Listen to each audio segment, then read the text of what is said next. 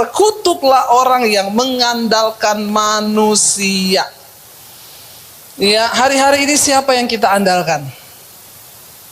Ya, seringkali cepat kita jawab Tuhan. Ya, tapi pada praktiknya saudara, mengandalkan Tuhan, percaya pada Tuhan itu tidak semudah waktu kita ngomong loh. Benar apa benar? Ya, kenapa saudara? Karena Tuhan itu tidak berharap pada sesuatu yang kelihatan itu kayaknya lebih mudah. Contoh kepada manusia, waktu nggak ada duit, ini harapkan Tuhan atau ke Penggadean ya. Ya, banyak orang menaruh imannya di Penggadean. Kenapa? Penggadean terlihat, Tuhan tidak terlihat. Dengar baik-baik, yang Tuhan berkati itu orangnya, bukan usahanya. Amin. Orangnya. Ketika kita hidup mengandalkan Tuhan, takut akan Tuhan, diberkatilah orang yang mengandalkan Tuhan.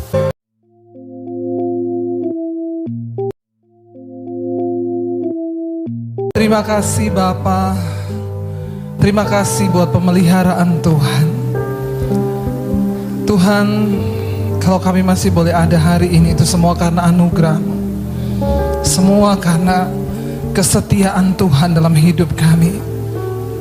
Dan kami tahu Tuhan, mungkin hari-hari ini terasa berat, tapi kami tahu hari-hari ini adalah masa-masa pemurnian bagi kami. Agar kami lebih lagi menaruh iman, harap, percaya kami pada Tuhan, bahwa kami punya Tuhan yang hebat.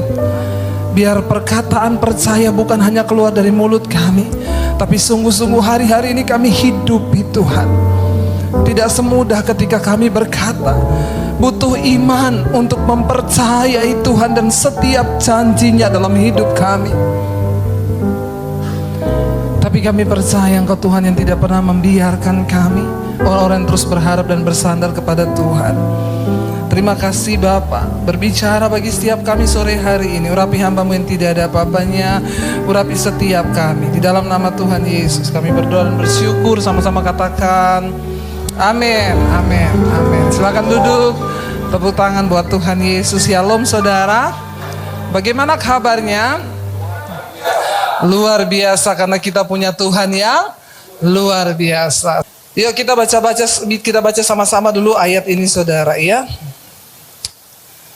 Kita baca Yeremia pasal yang ke-17. Mulai ayat yang ke-5.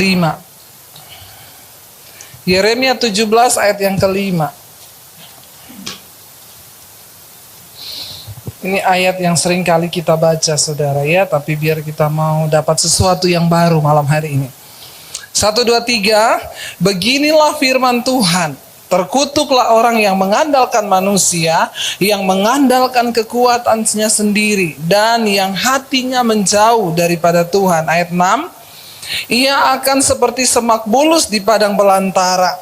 Ia tidak akan mengalami datangnya keadaan baik. Ia akan tinggal di tanah angus, di padang gurun, di negeri padang asin yang tidak berpenduduk. 7. Diberkatilah orang yang mengandalkan Tuhan, yang menaruh harapannya pada Tuhan. Ia akan seperti pohon ditanam di tepi aliran air, yang merambatkan akar-akarnya ke tepi batang air, dan yang tidak mengalami datangnya panas terik, yang daunnya tetap hijau, yang tidak khawatir dalam tahun kering, dan yang tidak berhenti menghasilkan buah. Saudara, hari ini kita belajar ada 2 keadaan manusia. Yang pertama keadaan yang diberkati, yang kedua yang terkutuk. Jadi saudara mau kita membahas yang mana dulu? Yang diberkati dulu atau yang terkutuk dulu? Yang mau bahas yang terkutuk dulu angkat tangan. Yang mau bahas yang diberkati dulu? Ya terserah saya aja ya. Balik-baliknya terserah saya saudara ya. Iya, kita mau bahas dulu saudara orang yang terkutuk sesuai ayat ini aja. Beginilah firman Tuhan, terkutuklah orang yang mengandalkan manusia, yang mengandalkan kekuatannya sendiri, dan yang hatinya menjauh daripada Tuhan. Orang yang terkutuk itu siapa? Yang pertama, terkutuklah orang yang mengandalkan manusia. Ya, hari-hari ini siapa yang kita andalkan? Ya, seringkali cepat kita jawab Tuhan. Ya, tapi pada prakteknya saudara, mengandalkan Tuhan, percaya pada Tuhan itu tidak semudah waktu kita ngomong loh. Benar apa benar? Ya, kenapa saudara? Karena Tuhan itu tidak berharap pada sesuatu yang kelihatan itu kayaknya lebih mudah. Contoh kepada manusia, waktu nggak ada duit, ini harapkan Tuhan atau ke Penggadean ya. Ya, banyak orang menaruh imannya di Penggadean. Kenapa? Penggadean terlihat, Tuhan tidak terlihat. Ya, ke Penggadean itu enak, tulisannya menyelesaikan masalah tanpa Emang ada saudara di dunia ini menyelesaikan masalah tanpa masalah, ada? Kalau nggak bayar bunga jadi masalah. Ya, Tuhan itu tidak terlihat, dan untuk mengandalkan Tuhan itu, aduh, rasanya tidak mudah. Tadi sore sebelum kesini jam 2 sore saya melayani persekutuan di Australia. Di sana mereka sore jam 5, di sini jam 2 siang. Ketika mereka minta saya bersaksi karena mereka belum dengar kesaksian saya. Waktu bersaksi itu saya meneteskan air mata lagi. Ya, kadang-kadang ya kalau orang suruh bersaksi itu saya pun sendiri dikuatkan dengan kesaksian saya. Kenapa saudara? Waktu saya bersaksi, saya bercerita, ya tiba-tiba saya ingat lagi, iya ya saya pernah melewati masa itu loh. Dan sekarang sudah terlewati loh. Ketika saya bersaksi dulu saya kehilangan keluarga, bukan dari nol, memulainya dari min. Tanpa pekerjaan, tanpa uang 1 sen pun, tanpa harapan karena tidak ada ijazah, semuanya ditahan sama papi saya. Dia bilang, saya mau lihat Yesus kasih makan kamu pakai apa. Jangan bawa ijazahmu. Ya, satu kerinduan di hati saya cuma bilang ini, Tuhan sertai aku, supaya keluargaku melihat bahwa Engkau Tuhan yang hidup. Saya tidak akan meminta 1 sen pun dari keluarga saya. Bahkan ketika saya kelaparan, saya nggak punya apa-apa, saya tidak pernah telepon. Bahkan ke mami saya, ke siapapun untuk minta uang. Kenapa? Saya tahu itu akan mempermalukan Tuhan. Mereka akan bilang, katanya ikut Yesus. Minta uang, mana Yesusmu? Saudara, ketika tadi saya bersaksi kepada mereka, ya saya meneteskan air mata lagi. Kenapa? Ingat masa itu. Ya, sampai kadang-kadang di tempat kos harus kadang-kadang puasa terpaksa. Ya, puasa terpaksa, saudara tahu kenapa? Ya, anak-anak kos itu kalau makan kan ngurusi perut mereka sendiri. Ya, mereka nggak mau tahu di rumah ada makanan atau enggak. Pokoknya dia udah pergi kuliah, dia makan di tempat kuliah. Ya, saya kadang menunggu belas kasihan, pulang nggak ada yang bawa makanan. Ya sudah. Ya, dengan air mata menyembah Tuhan. Tapi saya percaya semua yang terjadi di hidup kita itu seizin Tuhan. Amin. Ya, jangan pernah menyalahkan Tuhan. Kenapa saudara? Semua yang terjadi itu seizin Tuhan. Waktu kita berkata, ya berapa kali iblis datang ngomong, pulang ke keluargamu, ngapain kamu di sini? Ikut Yesus jadi rugi, pulang ke keluargamu. Saya cuma selalu berkata firman, iblis denger ya, aku ini telah dibeli dan hargaku lunas dibayar. Jadi aku sudah kehilangan hak atas hidupku sendiri bahkan. Kenapa? Ini punya Tuhan. Amin. Ketika kita sampai pada titik pemahaman bahwa hidup dan tubuh kita adalah milik Tuhan, itu udah enak banget saudara. Kita mau difitnah, kita mau dihina, kita mau direndahkan, ya udah berarti Tuhan izinkan. Makanya saya kalau dengar orang ngomong, ya ibu kenapa? Itu Tuhan izinkan. Jadi enak tuh, kita nggak ada lagi rasa aku harus bela diri loh, aku harus gini, nggak usah. Semua yang terjadi di hidup kita itu Tuhan izinkan. Baru tadi siang suami saya ngobrol-ngobrol sama para pemain musik, mereka mengeluh tidak ada pelayanan. Suami saya berkata, kamu tahu ini semua Tuhan izinkan supaya imanmu bergantung kepada Tuhan, bukan kepada pelayanan. Amin. Kalau engkau bergantung kepada pelayanan terus, ya, maka engkau hanya akan hidup dari pelayanan itu. Tapi ketika iman kita taruh pada Tuhan, kita akan melihat kita bisa hidup lebih daripada apa yang kita dapatkan. Bagian kita taat pada firman, berharap. Rasanya sulit di waktu-waktu kita tidak bisa berharap, mengandalkan Tuhan. Tuhan itu nggak terlihat. Tapi ketika ada sebuah iman untuk mengikut Tuhan, makanya saya bilang kita butuh iman. Kenapa kita butuh iman? Karena iman itu adalah sesuatu yang kita harapkan, bukti dari yang belum kita lihat. Kenapa untuk mengikut Tuhan kita perlu iman? Karena Tuhan itu nggak bisa dilihat dengan mata.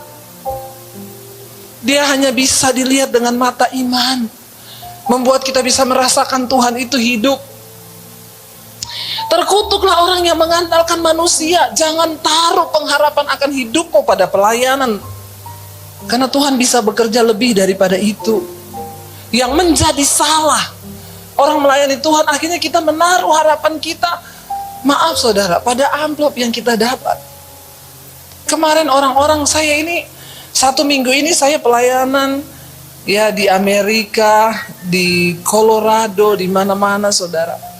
Mereka itu WA ke saya, Bu Debbie, iya kami mau undang ibu untuk pelayanan Zoom. Iya maaf Bu, maaf. Mau tanya ya tarif ibu berapa? Saya balas, kok kayak angkot? Pakai tarif loh. Ya, saya bilang, nggak boleh nanya gitu. Enggak Bu. Ya karena sekarang kan banyak pendeta-pendeta Indonesia itu sekarang pakai tarif. Saya bilang, aduh, ya hilang urapan loh kalau pakai tarif saudara ya. Saya bilang enggak. Ya kalau saya, ya kalau ada puji Tuhan. Ya kalau nggak ada, kebangetan katanya. Puji Tuhan. Ya kita ini kan hidup, ya bukan pakai iman itu saudara. Mungkin ya dari sini kita nggak dapat dari tempat lain tuh. Tuhan itu waktu kita taruh pengharapan dan kita mengandalkan Tuhan itu, kita bahkan bisa melihat apa yang lebih yang Tuhan bisa lakukan. Tapi butuh iman. Persoalannya sekarang kita melayani Tuhan masih pakai iman apa enggak? Benar enggak? Kita melayani Tuhan pakai iman atau cuma sekedar kita melayani? Akan ada perbedaan loh. Akan ada perbedaan. Dia Tuhan yang hidup dan masih bekerja sampai hari ini, dan dia bisa membedakan. Makanya saya selalu percaya Alkitab bilang di dalam satu rumah itu ada banyak perabot. Ya, ada perabot yang mulia, ada perabot yang kurang mulia. Perabot yang mulia itu ditempatkan di tempat yang mulia. Dia dipandang layak dan dipercayakan oleh tuannya pekerjaan yang mulia. Tapi juga ada perabot yang kurang mulia. Sekarang kita semua adalah perabotnya Tuhan. Kira-kira kita dipakai untuk tujuan mulia atau tidak? Dan itu bukan karena kekayaan kita yang menentukan, bukan karena skill kita. Saya ini skill apa saudara? Saya nggak punya skill untuk khotbah. Saya bahkan nggak punya titel, tapi sebentar lagi saya wisuda loh. Ya, untuk memperlengkapi saja, karena banyak orang di luar sana yang ya di mesbah doa aja ada yang gini, diragukan ini ibu ini teologianya dari mana. Ya, ada yang masih ngomong gitu. Jadi ya sudahlah, untuk persyaratan dunia lah. Ya, saya masih kuliah, menyempatkan waktu saudara. Ya, saya ini kalau mau bicara skill apa yang saya punya? Nggak ada. Orang yang lebih pintar dari kita tuh banyak. Saudara, orang nyanyi ya, nyanyi lagu itu, kalau dia nggak menghidupi lagu itu, dia tidak meresapi lagu itu rasanya beda kok saudara. Kita juga mendengarnya juga beda. Kenapa setiap kali saya nyanyi saya pasti meneteskan air mata? Karena saya mengalami apa yang kata-kata lagu itu tulis. Makanya kita bisa meneteskan air mata. Jangan cuma jadi Kristen yang menjadi Kristen yang hanya menjalani saja. Mari kita mulai belajar ngalami Tuhan. Berjalan dengan iman. Terkutuklah orang yang mengandalkan manusia, yang mengandalkan kekuatannya sendiri, yang hatinya menjauh dari Tuhan. Udah andalkan manusia, andalkan kekuatan sendiri, hatinya jauh dari Tuhan lagi. Saudara, rugi jadi Kristen hidup begini, sayang. Mari hati kita melekat pada Tuhan. Bagaimana cara hati melekat dengan Tuhan? Setiap hari kita koreksi hati kita. Ada nggak sesuatu yang tidak beres? Kalau kita kepahitan sama orang, kalau kita dendam sama orang, kalau ada kekecewaan, mari saudara, setiap mau tidur, Tuhan, aku melepaskan pengampunan. Kenapa itu penting? Tuhan lihat hati loh. Tuhan lihat hati. Dan kenapa hati itu yang berkenan di mata Tuhan? Karena hati itu nggak bisa ditutupi, nggak bisa dipamerin kan? Kita nggak bisa ngomong sama orang, saya ini rendah hati loh. Berarti sombong. Ya, hati itu kan yang tahu cuma Tuhan. Kenapa Tuhan tertarik dengan hati? Karena kebenaran dalam hati itulah kebenaran yang paling sesungguhnya. Waktu mau tidur malam, Tuhan, jagai hatiku. Kalau ada yang tidak berkenan, aku mau buang itu, Tuhan. Kalau aku masih menyimpan kepahitan atau kekecewaan kepada orang, dalam nama Yesus aku lepaskan pengampunan. Begitu saudara. Supaya hati kita nggak jauh dari Tuhan. Kenapa? Kalau hati jauh dari Tuhan, terkutuk loh. Lagian nggak enak kan orang hidup dengan sakit hati. Bener nggak? Ya, yang manusia butuhkan hari-hari ini tuh bukan uang sebenarnya, tapi damai sejahtera. Dan Alkitab bilang, orang yang hatinya teguh engkau jagai dengan damai sejahteramu. Ya, punya banyak uang kalau nggak damai buat apa coba? Saya tuh kemarin ditelepon satu orang bapak, Bu, saya udah umur 70-an, 74 atau 76. Saya sekarang di Singapura, Bu. Saya lagi berobat. Bu, saya ini memang, ya saya tahu ya, saya ini kalau ibaratnya roket mengorbit, saya ini sudah sampai di puncak orbit, Bu. Iya, dia bilang kalau ibu tuh kan masih meroket nih, saya ini sudah sampai di puncak, Bu. Saya juga sudah minta mati. Saya juga udah bilang, Tuhan kalau saya mati, ya jangan aneh-aneh deh Tuhan, lagi tidur aja terus mati gitu. Saya seorang diri, Bu. Saya di Singapura, ada pembantu yang setia mengikut saya sudah 30 tahun. Yang jadi persoalan gini Bu Dewi, saya ini masih membawa amanah dari Tuhan. Ada harta di tangan saya, yang saya nggak tahu nih kalau mati nih harta mau saya kemanain. Dan itu jumlahnya miliaran, Bu. Ya, jangan dengar kayak gini langsung. Saya biasa aja tuh. Ya. Jadi Bu, saya itu takut kalau saya mati, uang ini jatuh ke tangan orang yang salah. Ya. Saya tidak damai tiap hari cuma mikirin itu. Loh, saudara bayangkan loh. Kebanyakan uang aja bingung kan? Ya, tersiksa loh. Dia mengeluh ke saya, itu yang sangat menyiksa dia loh. Setiap malam saya tersiksa. Saya takut kalau saya mati nanti uang ini siapa yang ambil, Bu? Ya, jadi saya bilang ya udah. Jadi sekarang Bapak berdoa, tanya sama Tuhan. Bapak mau kemanain uang itu? Kalau Bapak mau minta saya bantuan salurkan, kalau saya sih memberi usulan, Pak, kasih buat pendeta-pendeta yang di desa saja. Itu pendeta di desa kasihan tuh, ya. Pada nggak pakai HP loh, di HP aja nggak mampu. Udah ada HP, beli sinyal nggak mampu juga. Ya. Jadi saudara, ya sampai sekarang ya. Ini dia telepon saya udah kira-kira sebulan lalu. Tiap hari masih WA, Bu, tolonglah Bu. Yang begini aja saudara, saya nggak telepon dia tiap hari loh. Saya cuekin. Dia bilang gini, Bu Debbie, kenapa Ibu cuekin saya, Bu? Biasanya kan kalau pendeta lain dengar saya ada duit gini ditelepon terus. Sorry Pak. Bagi saya kalau itu berkat dari Tuhan buat saya, ya pasti apapun yang terjadi buat saya. Tapi kalau kagak, ya juga kagak kalau Tuhan gak izinkan. Bener gak? Iya gak? Ya jangan terlalu dengar terus dimasukin hati. Beriman sih beriman. Ya dulu kan pernah ada saudara, ibu-ibu mau jual rumah, telepon saya, Bu Debi, saya mau jual rumah Bu di Menteng. Saya buka harga 20M. Ini udah ada yang tawar 21M. Ya udah Bu, dikasih aja, kan mintanya 20M.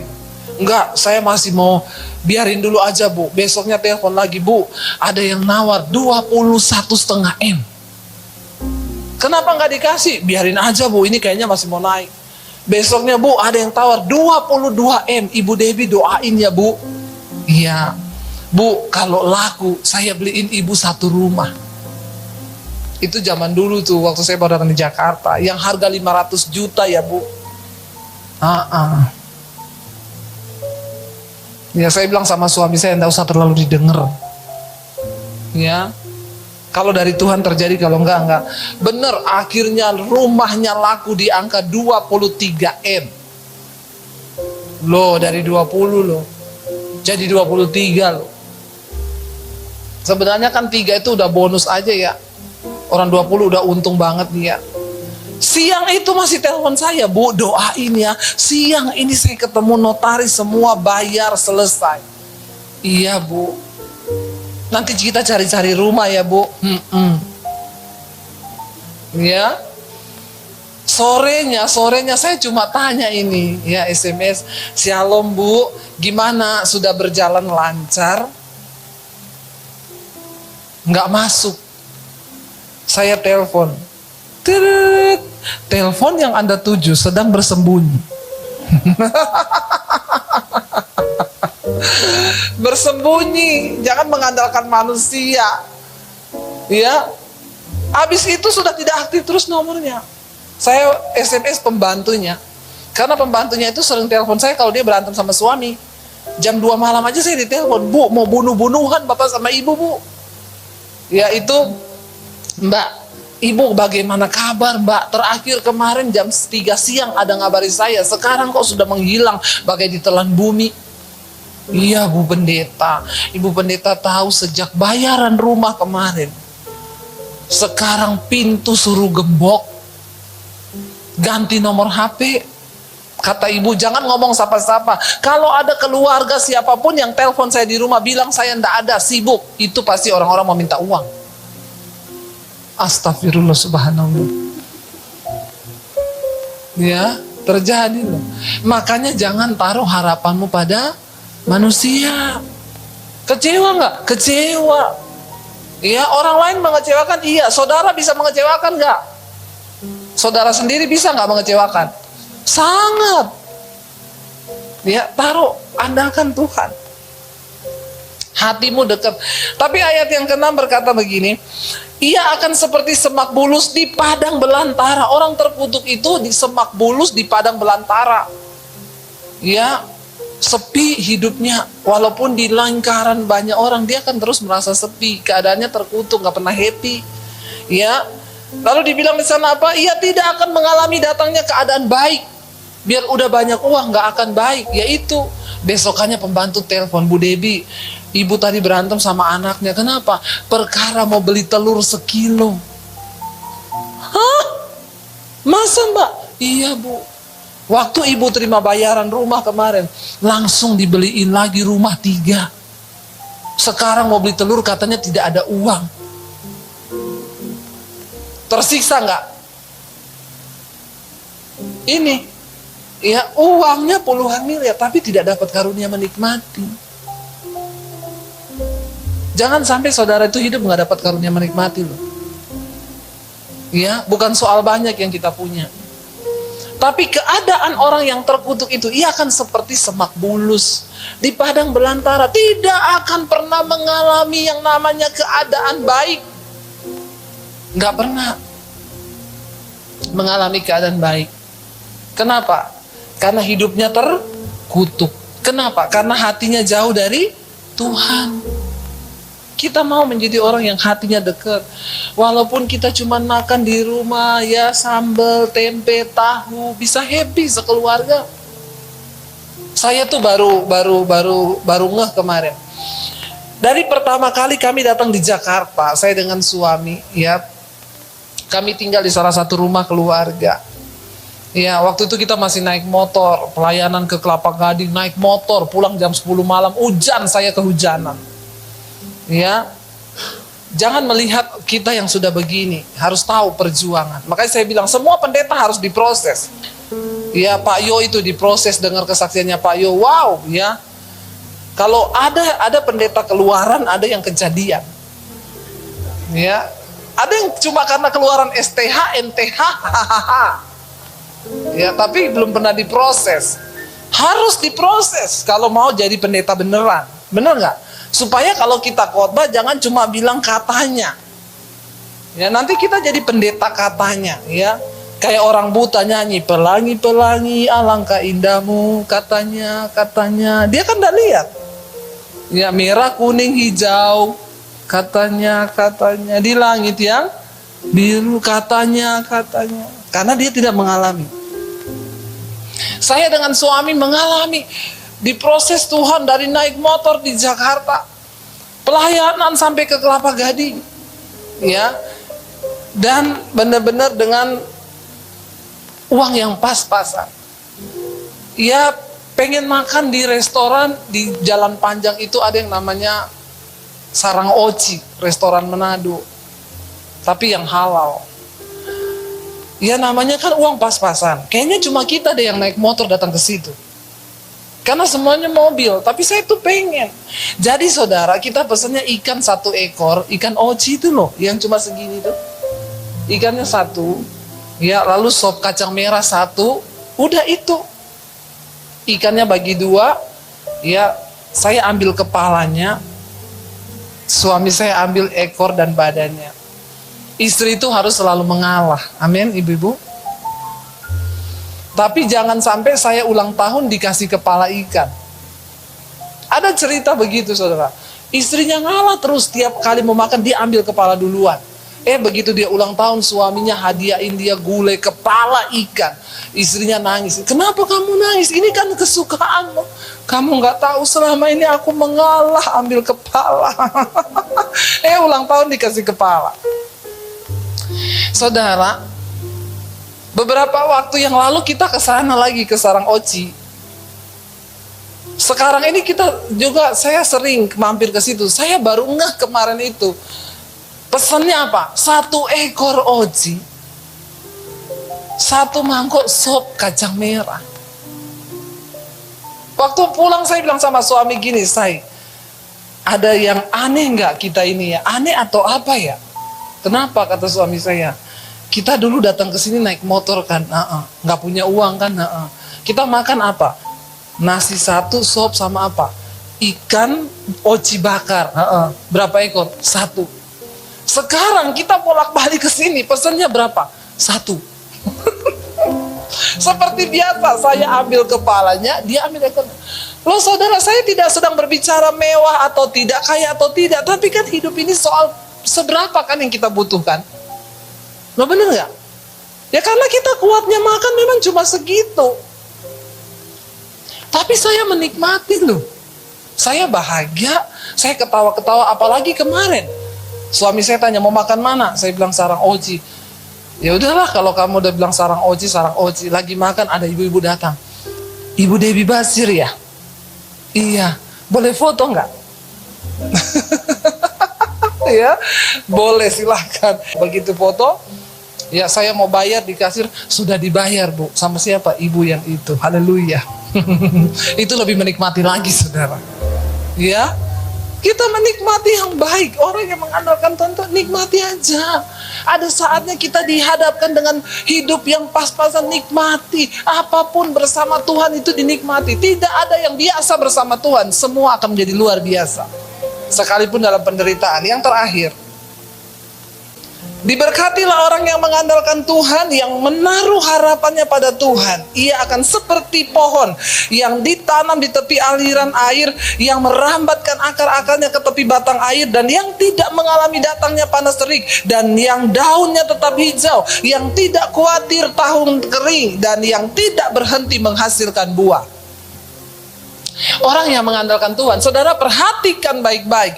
Diberkatilah orang yang mengandalkan Tuhan. Perhatikan baik-baik, garis baik-baik, bawahi baik-baik. Dikatakan apa? Diberkatilah siapa? Orang. Dengar baik-baik. Yang Tuhan berkati itu orangnya, bukan usahanya. Amin. Orangnya. Ketika kita hidup mengandalkan Tuhan, takut akan Tuhan, diberkatilah orang yang mengandalkan Tuhan. Saya kemarin diundang mendoakan orang peresmian GOR. Bu, doakan Bu supaya gedung ini bisa diberkati Tuhan. Tiba-tiba di situ Tuhan ngomong, bukan gedungnya yang diberkati, orangnya. Saudara, ya Alkitab berkata, diberkatilah orang yang mengandalkan. Jadi bukan saya tiba-tiba ya Roh Kudus tuh kasih hikmah. Saya bilang, Pak maaf Pak, kita tidak berdoa supaya gedung ini diberkati. Karena Alkitab berkata, orang yang mengandalkan Tuhan, Bapak sama Ibu ini yang diberkati. Sehingga apapun yang kita lakukan dibuat Tuhan berhasil. Wow, ini sebuah kebenaran firman Tuhan yang luar biasa. Saudara tahu? Saya mau bersaksi. Ya saya tuh mikir-mikir, mau ngapain ya, kadang ada waktu masih senggang. Saya tiba-tiba bilang ke suami saya, beliin kanvas. Saya mau melukis. Dia kaget. Kamu mau melukis? Gambar orang aja nggak bisa. Mau lukis apa? Beliin aja dia. Saya kenapa ya pengen ngelukis. Akhirnya dipesenin anak saya, saudara, online. Datang kanvas, datang tinta.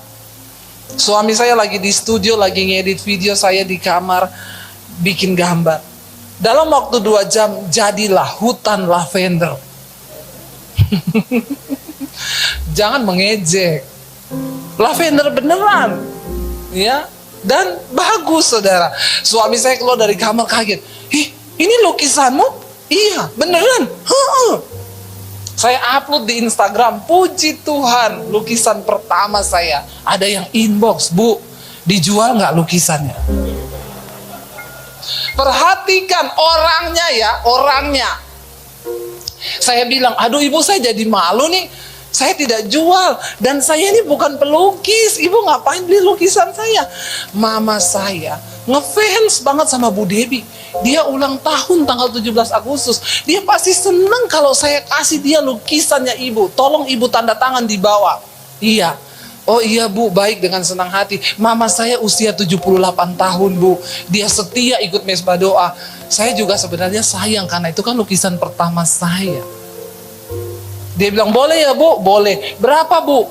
Nah ini dia, nggak ada harganya Bu. Iya. Terus, nah berapa Bu? Saya jadi nggak enak. Gini aja deh, yang penting ganti tinta dan kanvas. Loh iya kan saudara? Jasanya terserah Ibu. Ya udah saya minta nomor rekeningnya. Lukisan pertama saya laku dengan harga berapa? Coba saudara tebak. Berapa? Nggak apa-apa, yang salah tidak dihukum, yang benar tidak dikasih sepeda. Ya, saya kaget loh saudara. Ya ini bukan untuk kesombongan saya. Saya cuma mau bilang orang yang diurapi Tuhan, bukan soal lukisannya loh. Yang lebih jago dari saya banyak kok, banyak. Ya, tiba-tiba dia transfer 10 juta untuk lukisan yang buat saya astaga Tuhan. Akhirnya saya jadi semangat ngelukis. Saya bikin lukisan kedua. Ada yang tanya, Bu, mau dong? Dibayar berapa? Saya nggak kasih harga. Seperti biasa, terserah. Sama. Saya sampai kaget. Hah? Ini lukisan ketiga juga kemarin ada yang udah nanya. Dari luar negeri orangnya, Bu, mau dibayar dolar atau rupiah?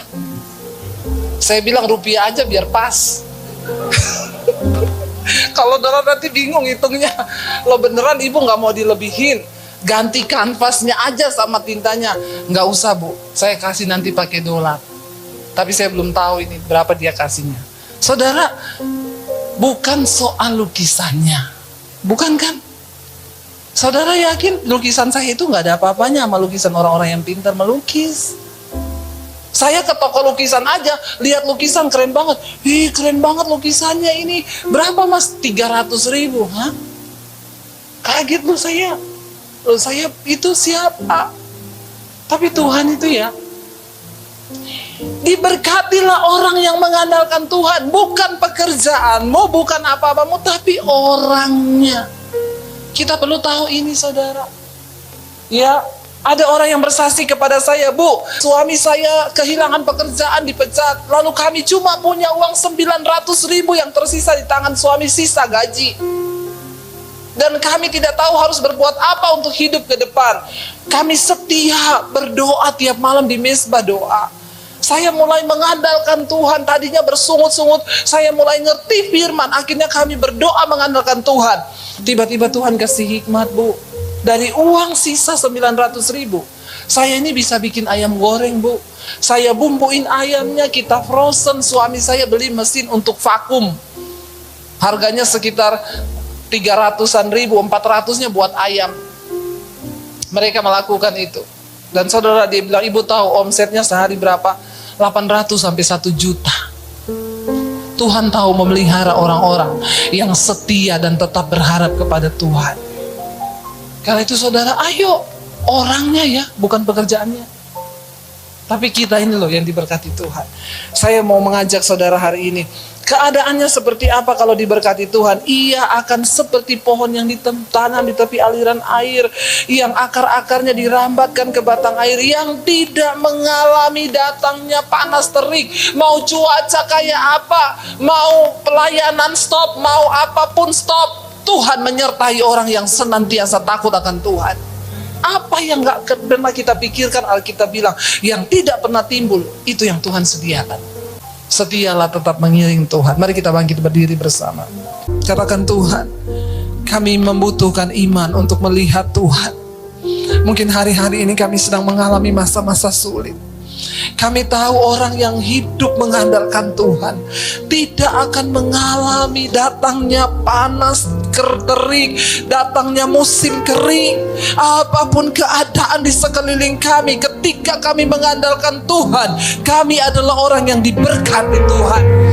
Bahkan kami melihat Tuhan, bukan karena apa yang kami kerjakan, bukan karena apapun, tapi sungguh kami mengandalkan Tuhan. Engkau menyertai kami. Hamba berdoa buat umatmu, jemaatmu malam ini. Tuhan, Engkau memberkati kehidupan mereka. Apapun yang mereka kerjakan Tuhan, itu hanya sarana Tuhan memberkati. Karena mereka menjadi orang-orang yang mengandalkan Tuhan, dan mereka akan diberkati oleh Tuhan. Kami terlalu percaya kami punya Tuhan yang hidup. Kami punya Allah yang ajaib dan luar biasa. Terima kasih Bapa, terima kasih Tuhan. Mari kita buka hati dan tangan kita untuk menerima berkat Tuhan.